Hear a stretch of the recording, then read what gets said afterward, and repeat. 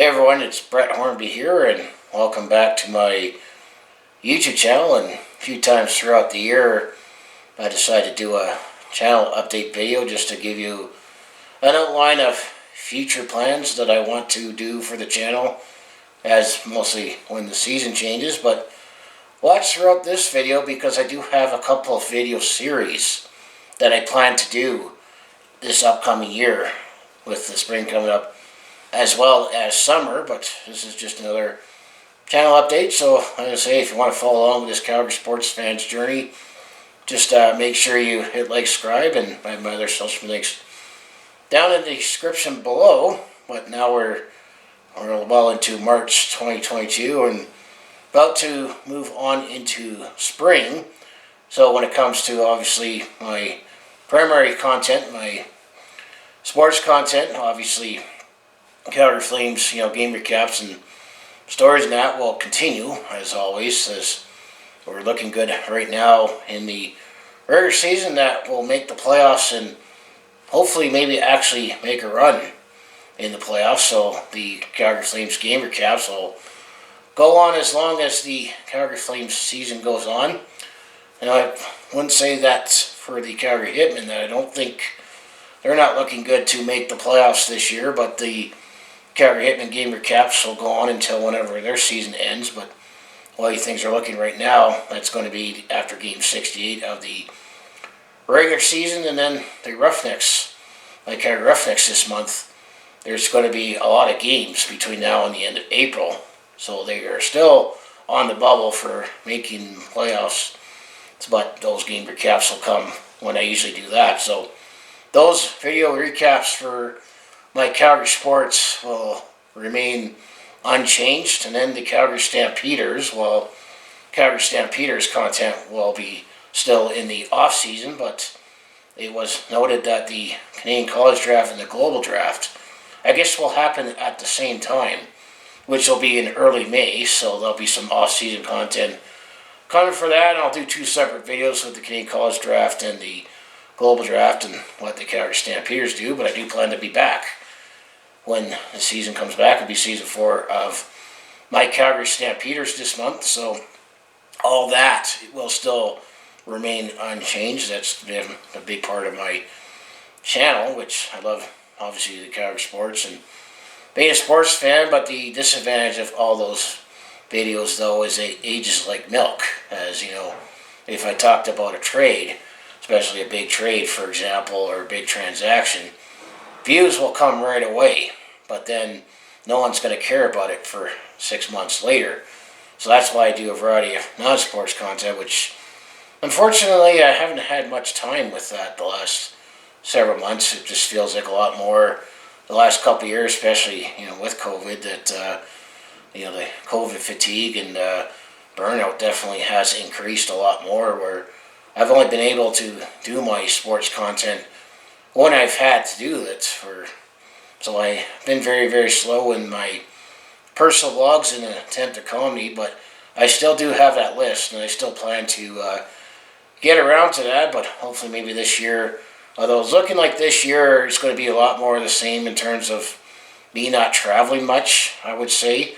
There'll be a lot more staycationing, which hopefully I'll throw in some more time to make some content. So I think if I don't travel as much this year, I'm still feeling the pinch of the downturn in the economy and COVID, and seeing gas prices and car rentals. You think that's going to discourage me from spending money to travel this year, especially when I'm still rebuilding the finances when I can, which seems to get tougher and tougher. But I think if I do more staycationing, that would bring in some more vlogging and my secondary content.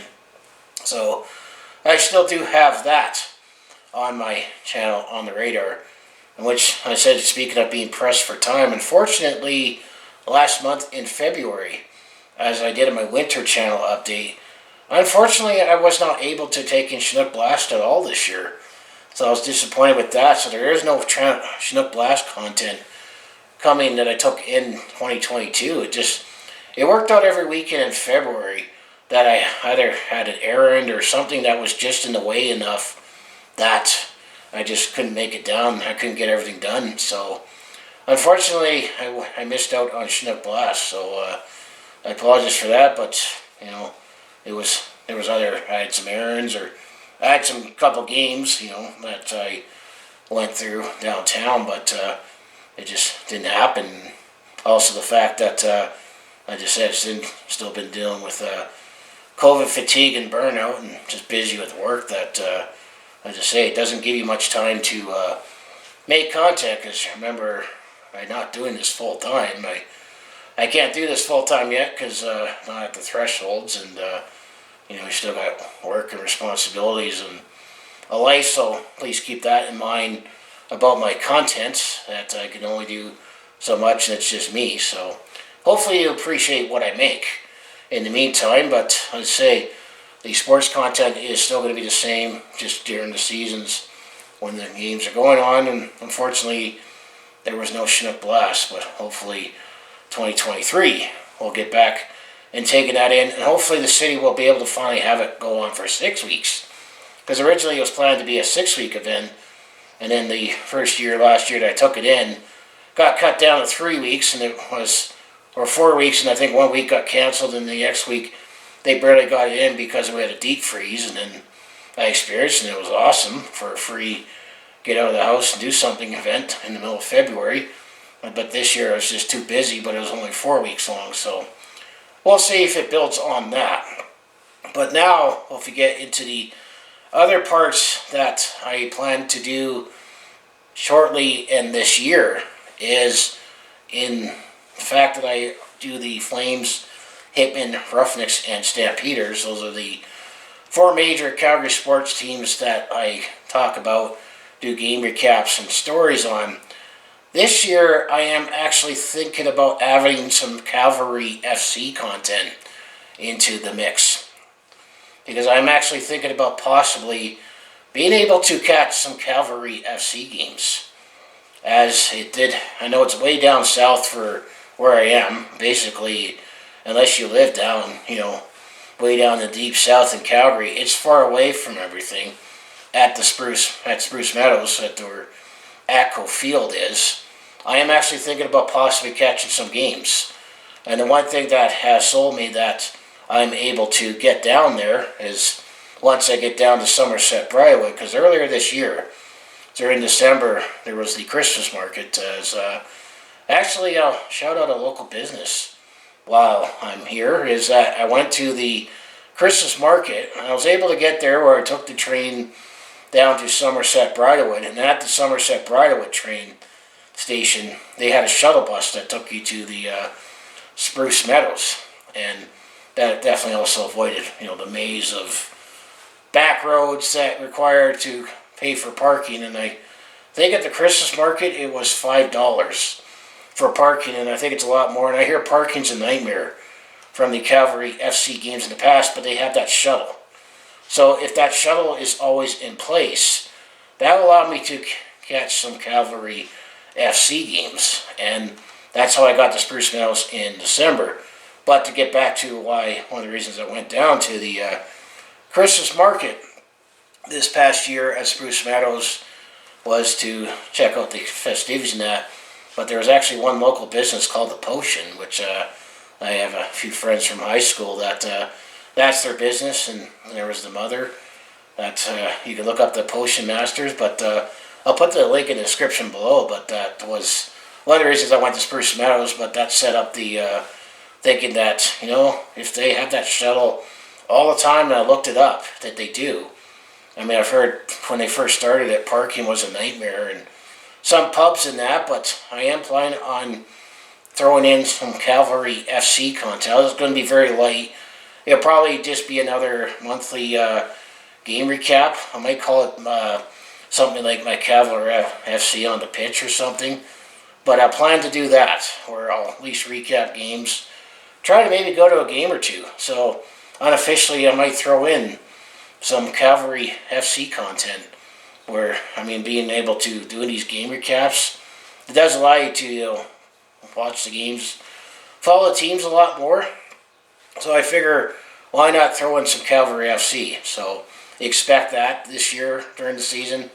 if I'm able to catch a game, but I'm going to say they have a shuttle, which definitely is key because I don't have a vehicle, and it's way deep down in the south to catch a game. So expect that I might do a show recapping Cavalry FC games of the Canadian Premier League. So just fill that, see how that goes. I mean, when it comes to my game caps, obviously the most interest is the Calgary Flames, then the Calgary Stampeders, and then it gets very niche when it comes to Hitmen and Roughnecks, but I enjoy following all those games anyway. I mean, I have season tickets for the Stampeders and Roughnecks, but I might try to catch some Cavalry FC games, as I mentioned. So I think that could be added to my channel this year. And then when it comes to the video series, there is one video series that I'm looking at doing fairly shortly. Is 2004 was a magical year for Calgary, especially for the Calgary Flames. Well, if you realize now that we're into 2022, if the 2004 Calgary Flames playoff Stanley Cup run was a person, it is now 18 years old. So what I've decided to do is that I am planning on doing a video series where I'll try to do a recap of every game during that playoff run, all the way to Game 7 of the Stanley Cup Finals. Unfortunately, we all know how it ended. This hat says only Western Conference champions, but I did see one guy in the neighborhood shortly after the finals that he took this hat, but it had the Stanley Cup champions hat, because when the Lightning won the Stanley Cup, they had the same style hat, but it was all blue.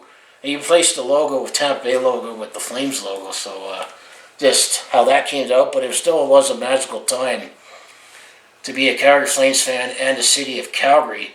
That I do have some books and some Herald clippings that I got from that I still have. So what I plan to do is hopefully I can maybe batch out, let's say, a whole series and then release the games close to the day that it happened, where I'll talk about the series and then I'll talk about, looking ahead at the series, and I'll give the game recap and just how I felt on each game for each series. So I'm thinking about doing that. The Calgary Flames 2004 playoff run turns 18, so we'll take a look back at the 2004 playoff run. It can legally drink, go into the Sea of Red and take in some games, and hopefully maybe history's repeat itself because we have Darryl back as head coach. This team looks poised to do something in the playoffs. Maybe that debt that Darryl Sutter still feels bad about in 2004. Maybe it's meant to be this year to celebrate 18 years, and boy, it would be effing beautiful. Of course it would be beautiful if we win the Stanley Cup, but even more beautiful if it was against the Tampa Bay Lightning. Me. But that's dreams aside. We'll talk about that, and I'll do a recap of the 2004 Stanley Cup playoff run. So that would be one video series that I'm looking at doing. That will happen fairly shortly because it was the end of March when finally the Calgary Flames clinched the playoff spot. It was Game 80 in the 2003-04 season. It was fan appreciation night, last home game of the regular season. What a way to pay back your fans is finally make the playoffs for the first time in 8 years, and all the excitement of that, and then draw the Vancouver Canucks, and oh boy, it'll be fun to do that video series. And it was also fun to hear Peter Marr yell, "Yeah, baby," like, oh wow, we're in the playoffs. And then we beat Vancouver, then we beat Detroit, then we beat San Jose, and next thing you know, we were in the show. So I expect that. But the other video series that I plan to do, but it definitely will not be until later in the summer when I'll be more into CFL and Calgary Stampeder mode. And I haven't decided yet how I'm going to buy the merchandise. It's probably just going to be t-shirts that I plan to buy. So maybe I'll do a t-shirt unboxing video first. Because I did find a website that has some it's actually called Old School Shirts, I believe it's called. If I do indeed go ahead with it and buy those shirts, I'll do the video and put the link in the video in the description of the company below. But as a CFL fan, I think is kind of appropriate, especially with the league being in flux right now. You heard partnerships with possibly the NFL or the XFL and possible rule changes and unstable economic times. Well, I remember between 1993 and 1995 in the Canadian Football League, the Canadian Football League actually did play in the United States. For those 3 years, the CFL had teams based out of the United States. So I'm thinking I might do a video series looking back on all the United States CFL teams, talk about what went well, what didn't go well for most of them, and just looking back at the legacy that, if the CFL did not expand in the U.S. at that time, maybe we would not have a CFL right now. But I think it'd be fun to look back and just put on out there that, yes, the CFL did exist in the United States for 3 years. You had to play the same rules, same field length down in the U.S., and some players who had successful careers up in the CFL started with those American teams. And then I guess I'll also talk about in that video series that could maybe the CFL try to go to the United States again, just not to compete with the other leagues, just to showcase our brand of football, bring an extra avenue for a professional career. But that was just interesting, just some of the teams that the Calgary Stampeders and all the other Canadian teams got to play with. And of course, we know too well in 1995 as a Calgary Stampeder fan that we lost to a team that was based out of the United States. But then that United States team didn't have much time to celebrate that said Grey Cup win, as we'll talk about. I think I'll do that in that video series. But that would be later in the summer. I'll have to figure out how to get the merchandise. I don't have enough. It'll probably just be t-shirts, because I'm not going to be spending thousands of dollars on jerseys on all those teams. And some of those jerseys were beautiful, but others were ugly. So I think I'm going to sell for t-shirts. So that's all I have for this channel update. As we're looking ahead to, the spring, that the sports content will still continue. Hopefully I'll get back into doing some more of my secondary content. But I'm thinking about adding some more Cavalry FC content to the channel. And those couple video series where I'll talk about the Calgary Flames 2004 playoff run 18 years later. And then we'll talk about the Canadian Football League U.S. teams, the teams that played in the United States. And that was an interesting time to be a CFL fan. So if that all sounds like you'd be excited to look forward to for new content, just make sure you like, subscribe. And speaking of that, I say, if you want to follow along with this Calgary sports fans journey, home of the Flames, Hitmen, Roughnecks, and Stampeders, just make sure you hit like and subscribe, as I mostly do talk Calgary sports on my YouTube channel where I recap games and stories. But I also do a variety of non-sports content when I've had time, which hopefully I'll have a little more time later, with personal blogs, attempt to comedy, and do my share of experience on the road, a sport event, and some blogging to go, and hopefully those couple video series that I touched upon sometime later this year. So if that all sounds like it'd be interesting to watch, to follow along with this Calgary sports fans journey, you know what you need to do. Just make sure you hit like, subscribe, and also my other social links down in the description below for others. You can follow me. And of course, I got my second channel in Brett Hornby Shorts, where I exclusively put my short form content on there. But I'm also thinking about maybe doing some more live streaming, or start doing some live streams, which that will go on my second channel. And if you watch this right away and you're up to this point, thank you for obviously sticking around. But I'm thinking about doing the NHL trade deadline, talking about the NHL trade deadline on my second channel. I just still got a couple quick things to figure out how to make that work, but we'll see how that goes. And hopefully I'll maybe do some more live streams in the future. But I just figure with my long form content here on my main channel, my short form content on my second channel, and I think it'd be best to put my live streams on there. I just don't think it would all mix in one big channel in my mind anyway. So just want to say thanks for watching. Hopefully you will enjoy my content and my future planned content. And I just want to say I'll see you in the next video.